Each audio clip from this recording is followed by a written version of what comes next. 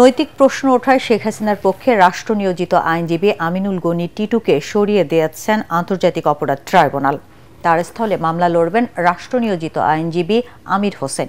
দুপুরে বিচারপতি গোলাম মুর্তজা মজুমদারের নেতৃত্বাধীন আন্তর্জাতিক অপরাধ ট্রাইব্যুনাল এই আদেশ দেন। আমিনুল গনি টিটু ৫ আগস্ট ফেসবুক পোস্টে শেখ হাসিনার ফাঁসি চেয়েছেন। এদিকে গাইবান্ধার এক ছাত্রলীগ নেতার সঙ্গে ফোনালাপে আদালত অবমাননার মামলায় এমিকাস কিউরি ওয়াইফ মশিউজ্জামানের আবেদন মঞ্জুর করে শুনানির জন্য ২রা জুলাই পরবর্তী দিন ঠিক করেন আদালত।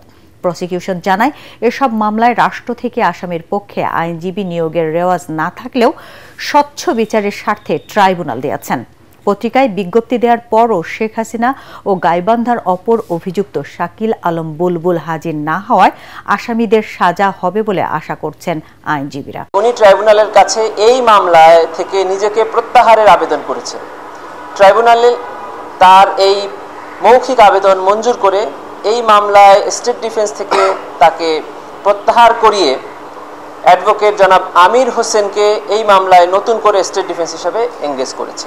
আমাকে অ্যাকচুয়ালি কন্টেম্পট পিটিশন হিয়ারিং করবার জন্য এখানে এনগেজ করা হয়েছিল, মূল মামলা নয়। এটা হিয়ারিং করবার জন্য আমি প্রস্তুতি নিয়ে এসেছিলাম, যেহেতু কোর্ট থেকে প্রশ্নটা উত্থাপিত হয় কনফ্লিক্ট অফ ইন্টারেস্টের কথা, সে বিবেচনা করে এথিক্যাল দিক বিবেচনা করে আজকে আমাকে প্রত্যাহার করেছি।